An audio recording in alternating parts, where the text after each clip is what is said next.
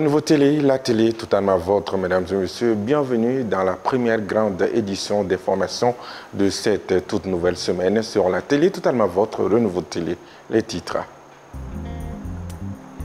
Une fois de plus, les autorités sont interpellées sur l'impact de l'orpaillage sur l'agriculture. En mission dans le cercle de Kangaba, la coopérative La Terre, notre richesse, a fait le constat d'une situation préoccupante contre l'agriculture dans le cercle.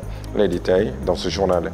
En marge de la célébration de la Journée internationale de la liberté d'expression, la commission d'organisation du Salon des médias a annoncé la 4e édition du Salon des médias du Mali. Cette rencontre annuelle entre les médias maliens et d'ailleurs est prévue pour le mois prochain. À découvrir les détails dans un instant. Dans cette édition, il sera aussi question des bienfaits nutritionnels et économiques de la mangue, ce fruit très prisé par une véritable source de revenus pour les commerçants et un délice pour les consommateurs. On en saura plus dans ce journal.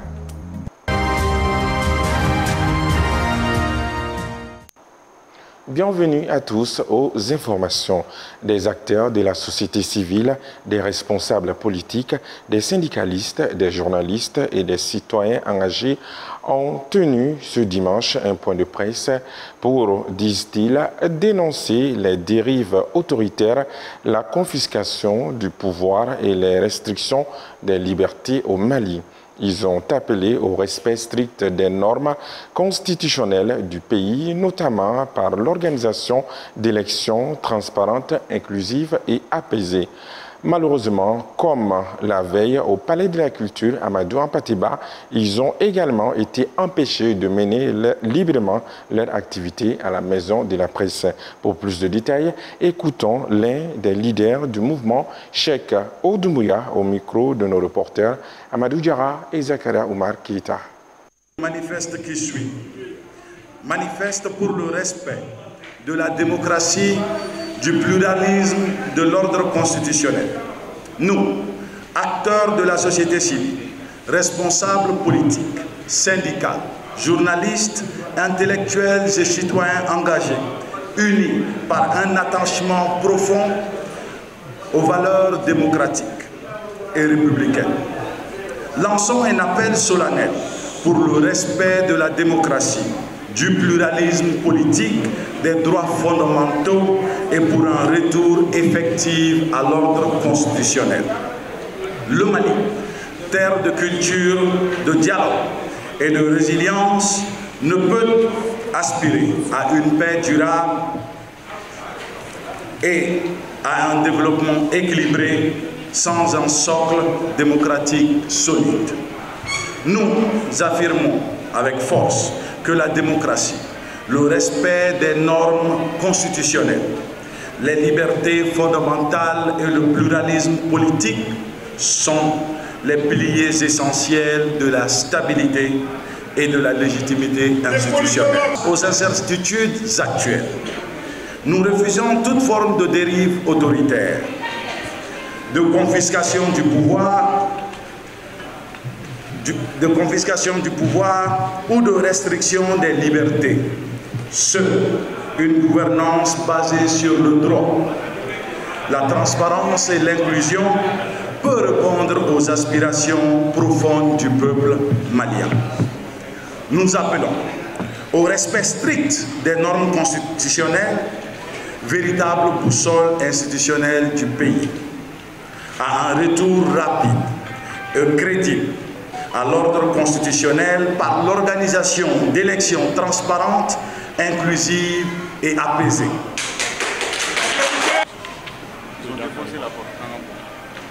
On termine. En signant ce manifeste,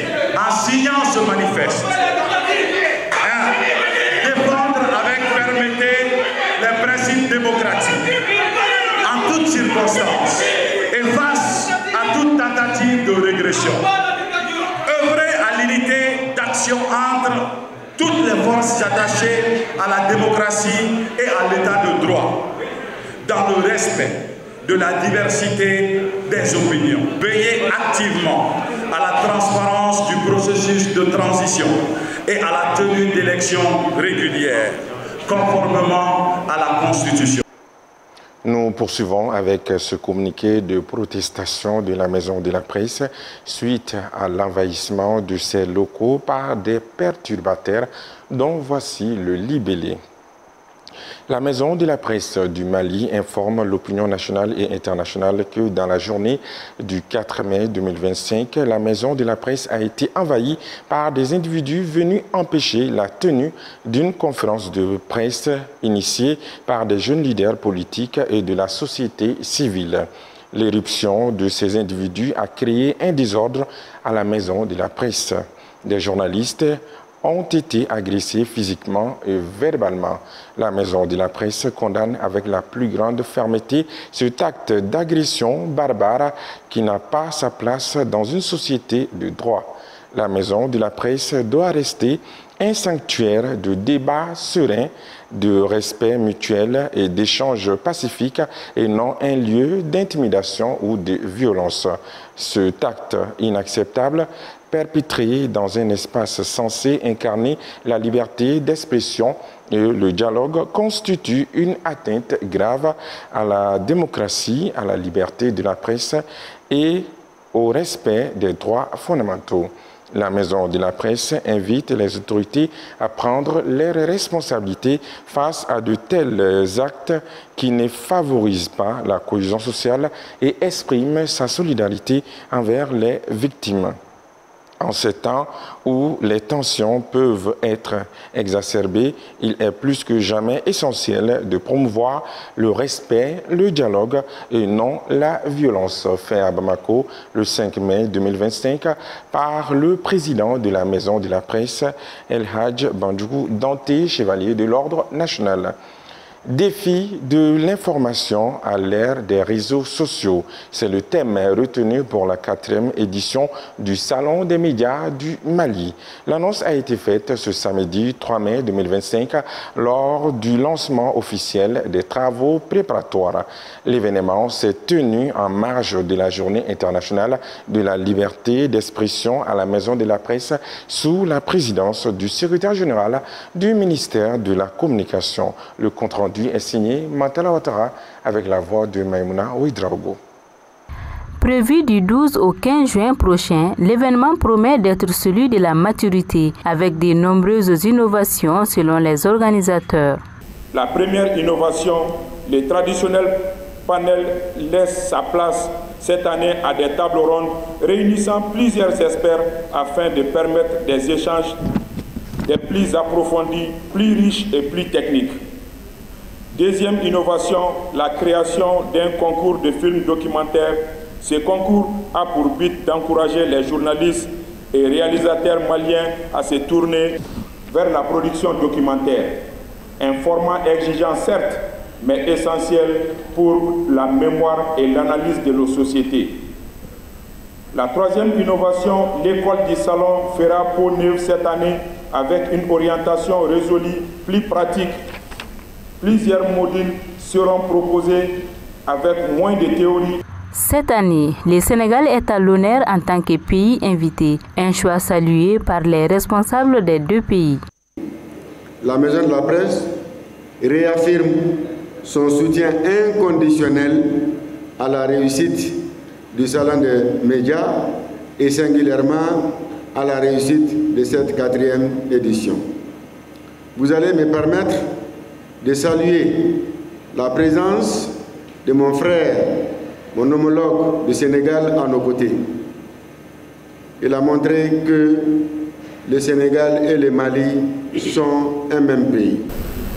Le sang Mali m'a saisi récemment pour que la Maison de la Presse Babacar Touré soit un partenaire à ce 4e salon. J'ai immédiatement instruit mes services, à savoir le directeur des relations avec la presse et partenariat, de vous soumettre dans les meilleurs délais un draft de partenariat. Cette édition va s'enrichir donc d'un partenaire exceptionnel avec la Maison de la Presse du Sénégal. Depuis sa première édition, les salons des médias bénéficient du soutien des autorités maliennes, un engagement réaffirmé par les ministères de la Communication. pense qu'aujourd'hui nous sommes à la 4e édition. Nous avons été à toutes les éditions et nous allons continuer, et je le raffirme au nom de M. le ministre, que nous serons à vos côtés pour réussir cette 4e édition. Je pense que le président de la Maison de la Paix du Mali l'a dit. Certes, il y a des difficultés, mais je pense qu'il faut continuer à tenir. La vie n'a pas de sens sans difficulté. La 4e édition du Salon des médias se tiendra donc du 12 au 15 juin au Palais de la Culture de Bamako. Plus de 10 pays sont attendus, avec en tête le Sénégal, pays invité d'honneur. Et par ailleurs, l'Association malienne des confédérations interprofessionnelles de la filière lait local a tenu son assemblée générale annuelle hier dimanche 4 mai 2025 au Centre catholique de Niamana. En plus de faire le bilan des activités réalisées, cette assemblée a pour objectif de trouver les solutions pour améliorer les conditions de vie des acteurs et des actrices de la filière lait local et le développement du secteur de l'élevage. Le compte-rendu est signé Baté Lolomadi. À travers cette rencontre, les acteurs de l'élevage laitier et de la transformation laitière au Mali ont débattu des moyens afin d'établir des standards régionaux en matière d'accessibilité au lait et aux produits laitiers d'origine locale pour qu'ils soient disponibles pour tous.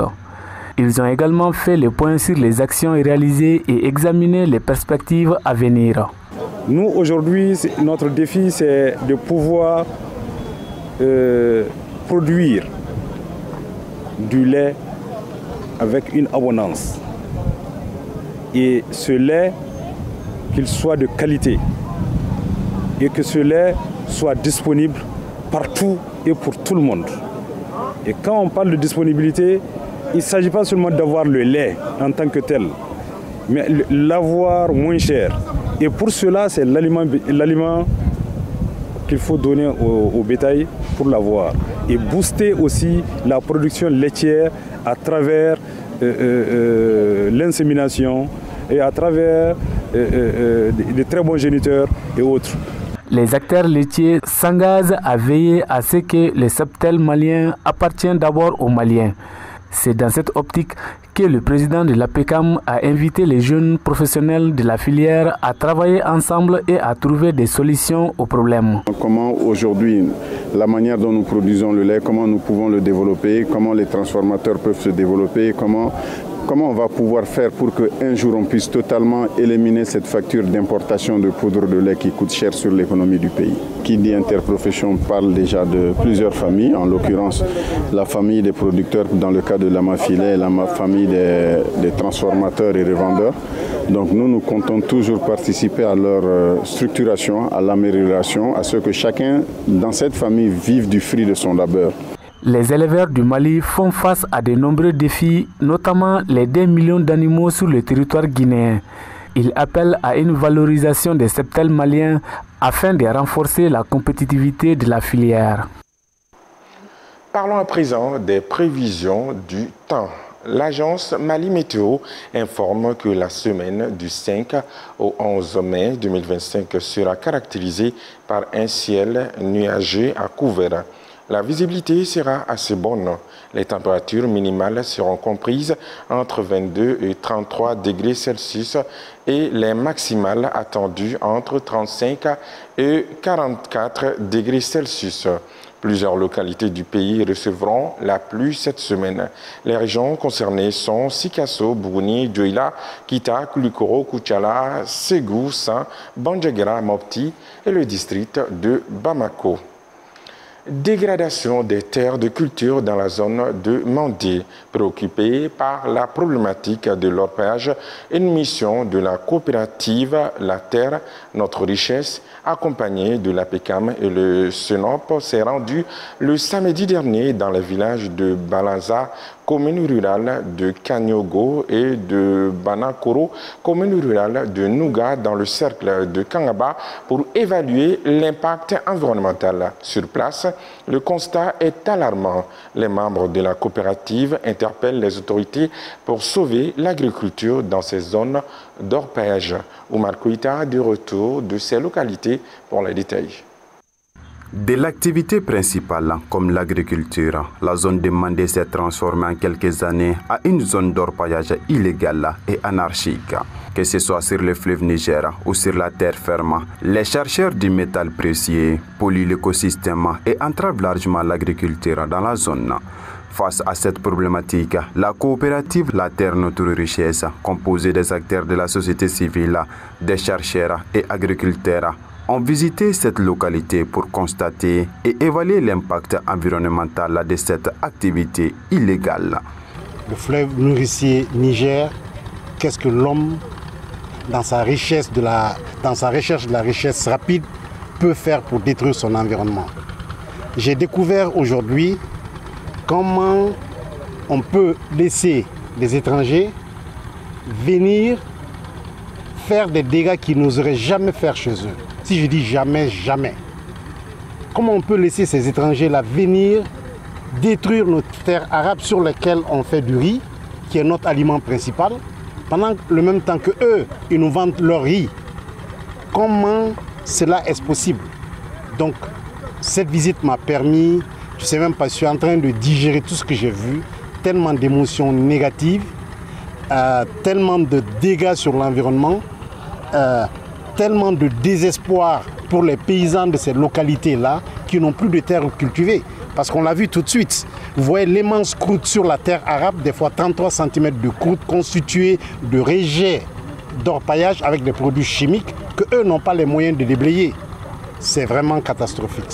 L'un des objectifs de cette visite était aussi d'échanger avec la communauté, notamment les agriculteurs, sur leurs difficultés. Des échanges riches qui ont permis à la mission de savoir le fond du problème. Aujourd'hui, nous avons peur de boire l'eau de nos puits. Aujourd'hui, nous ne pouvons plus cultiver nos champs parce que les champs sont infectés par des produits chimiques dont on ne connaît même pas l'origine. Aujourd'hui, nous sommes en danger et nous n'avons plus peur pour nos enfants qui vont naître et qui sont encore petits. Je demande alors au président de la République pour qu'il s'investisse dans cette affaire afin que les Chinois puissent nous laisser en paix. Les membres de la coopérative La Terre Notre Richesse ont fait des prélèvements d'échantillons sur les sites pour les analyser. Nous avons fait quelques prélèvements d'échantillons au fur et à mesure que nous avons avancé lors de la visite. Et donc nous allons envoyer ces échantillons au labo parce qu'il est bien de faire des constats théoriques, mais il est encore mieux d'avoir quelques preuves pour étayer les arguments que nous allons avancer. Donc on a une commission rapportage qui va s'atteler réellement à évaluer et analyser toutes les données que nous avons requises, non seulement au niveau des populations riveraines, des agriculteurs, mais également sur le constat que nous avons fait pendant notre visite. Après cette visite, les membres de la coopérative La Terre Notre Richesse ne comptent pas rester les bras croisés. Ils envisagent de mener plusieurs actions pour sauver notre environnement et promouvoir l'agriculture.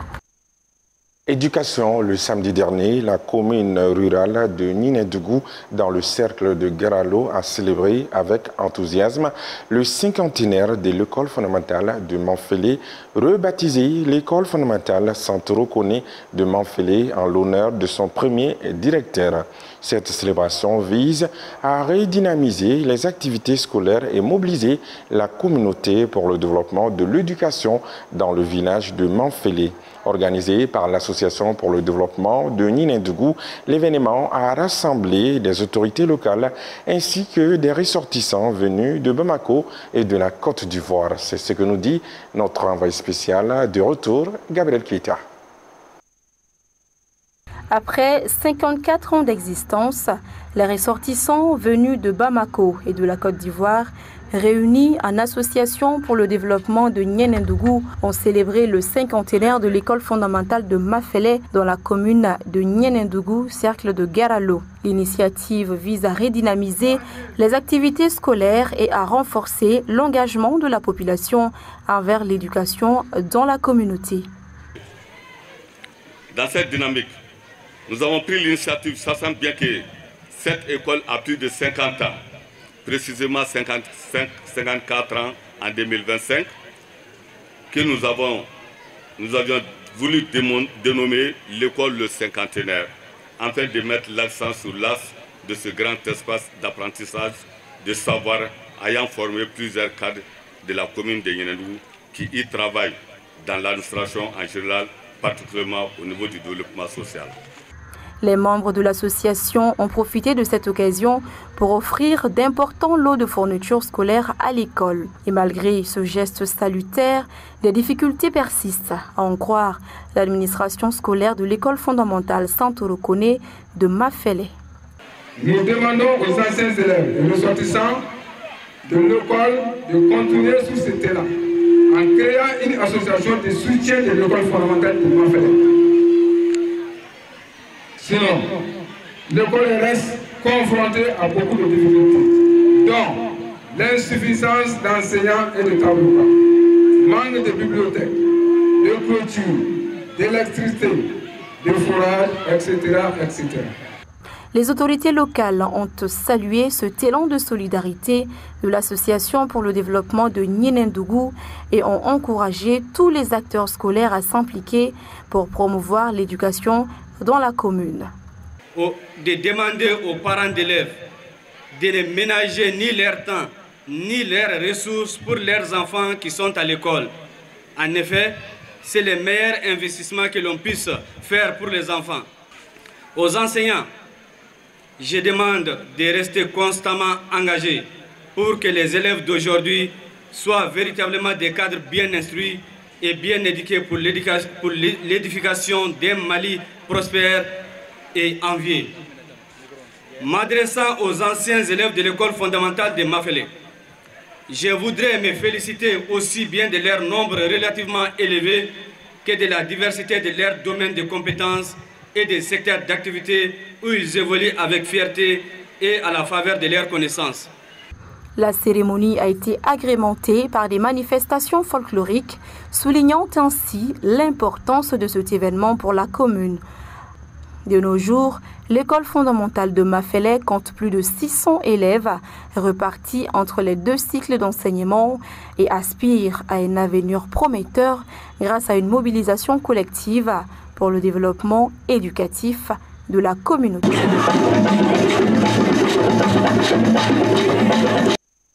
Et vous l'aurez compris, c'était un compte rendu de Gabriel Keita des retours de Yenendougou avec la voix de Marietou Makalou. La Fédération nationale des boulangers et pâtissiers du Mali a procédé à l'inauguration de son nouveau siège le samedi dernier à Sirakoro dans l'arrondissement 6 du district de Bamako. Offert et équipé par Abdoulaye Amidou Cissé, propriétaire de l'usine Bouna SA, le siège servira d'espace de travail aux membres du bureau de la dite fédération. Adam Tangara, Zakira Oumar Keita. Offrir un meilleur espace de travail aux membres du bureau de la Fédération nationale des boulangers et pâtissiers du Mali, FNBPM, et des salles spacieuses pour leurs grandes rencontres. Tel est l'objectif du géant de la minoterie Abdoulaye Amidou Cissé à travers la donation de ce nouveau siège à la FNBPM. Nous sommes des boulangers historiquement, ça fait une trentaine d'années qu'on est dans la boulangerie. C'est à partir de la boulangerie qu'on a eu l'idée de faire la minoterie. Donc on se considère toujours boulanger dans le sang. Et on est prêt à accompagner les boulangers dans le travail qu'ils font. Cette fédération des boulangers, c'est la plus grande fédération des boulangers du Mali, qui ont toujours accompagné l'État, qui ont accompagné les minoteries, qui ont accompagné la population pendant toutes ces années. Quand vous voyez la stabilité et qu'on arrive à avoir le pain tous les jours sur le marché, c'est grâce à eux, c'est grâce à leur organisation. Merci. Selon M. Ibrahim Yakouba Cissé, le siège, au-delà d'un lieu de travail, doit être un symbole d'unité des acteurs du secteur de la boulangerie. Ça, c'est un acte unificateur. C'est un acte qui doit nous unir. Nous sommes contents qu'un boulanger, puisque c'est un boulanger qui a réussi, qui a pu mettre à la disposition de ses confrères un logement.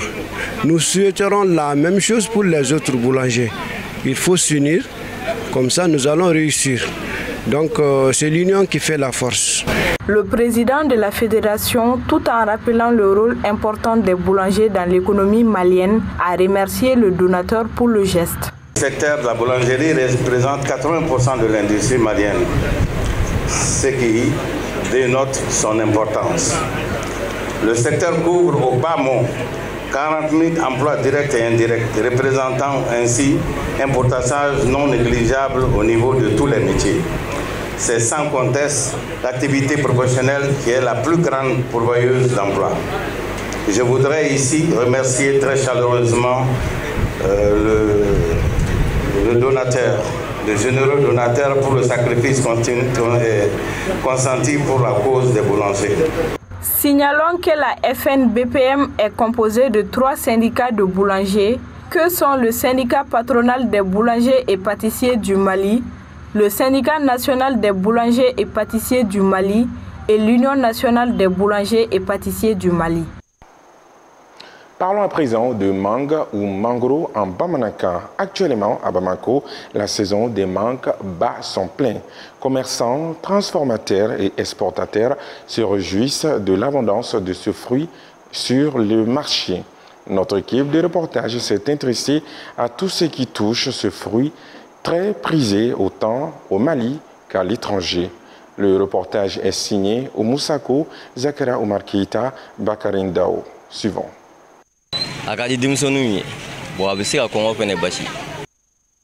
Le Mali, premier producteur de mangue en Afrique de l'Ouest, se démarque encore cette année avec une forte production. L'abondance de ces fruits se constate le long des ruelles, dans les marchés et d'autres points de ravitaillement en illustre. Nous sommes au marché de Manyambogo. Ici, les vendeuses se frottent les mains et sont satisfaites de leur chiffre d'affaires. Vraiment, cette année, le marché est bien approvisionné en mangue. Je vends énormément, Dieu merci. Mon chiffre d'affaires n'a jamais été aussi élevé. Je suis vraiment contente. Après le coton, la mangue est le deuxième produit d'exportation du Mali, ce qui contribue fortement à la croissance de l'économie du pays. En moyenne, entre 30 à 40 000 tonnes. Et souvent, on compte aller cette année à 50 000 tonnes jusqu'à 80 000 tonnes. Même si cette production n'est pas bien organisée, mais quand même, il y a une production conséquente qui fait que le Mali est bien placé. Au-delà de la vente, la mangue connaît un succès dans la transformation. Ces fruits sont transformés en jus, en confiture, en chips, etc. Nous avons assisté à la transformation en jus avec ce jeune entrepreneur, une activité qu'il mène depuis plusieurs années et qui semble nourrir son homme. Et pendant la période, la mangue, il y a trop de mangue ici, il y a trop d'oranges et d'autres produits aussi. Donc pour que ces produits-là ne se pourrissent pas, l'idée m'est venue d'amener une option de faire la transformation de ces produits-là afin que les gens puissent bénéficier même après la période pour qu'on puisse se servir de ces produits-là. Concernant la transformation, on peut dire que c'est 100% naturel parce que avec la méthode que nous utilisons aujourd'hui, ça permet quand même de conserver le produit à une année sans que le produit ne se gâte pas, sans conservateur ni colorant et sans produits chimiques. C'est purement naturel. Les nutritionnistes ne tarissent pas d'éloges sur les bienfaits de ces fruits sur la santé, même s'ils font des mises en garde contre la consommation excessive. C'est un fruit qui est très riche en fibres alimentaires. Ces fibres alimentaires vont faciliter la digestion pour nous protéger contre la constipation. En plus de cela, c'est riche aussi en antioxydants. Qui est la mangiférine, et cet antioxydant-là nous protège contre le vieillissement cellulaire, nous protège contre certaines maladies cardiovasculaires, d'où l'intérêt de manger beaucoup de mangue. En plus de cela, il y a des oligo-éléments, à savoir le cuivre, les folates, qui sont bien pour la croissance et le développement des fœtus pendant la grossesse. C'est pour cela c'est bien aussi que les femmes enceintes mangent beaucoup de mangue. On consomme beaucoup de mangue. Le fait qu'il y a beaucoup de fibres alimentaires dedans, souvent ça fait entraîner la diarrhée. Et aussi, il y a des taux de glucose qui sont un peu élevés aussi. au niveau de la mangue. C'est pour cela, si en saison de mangue, il y a beaucoup de diabétiques dont leurs glycémies sont déséquilibrées. Malgré l'importance économique autour de ces fruits, beaucoup pourrissent encore dans les champs faute d'exploitation. Pour l'heure, consommateurs et revendeurs se réjouissent de l'abondance de la mangue.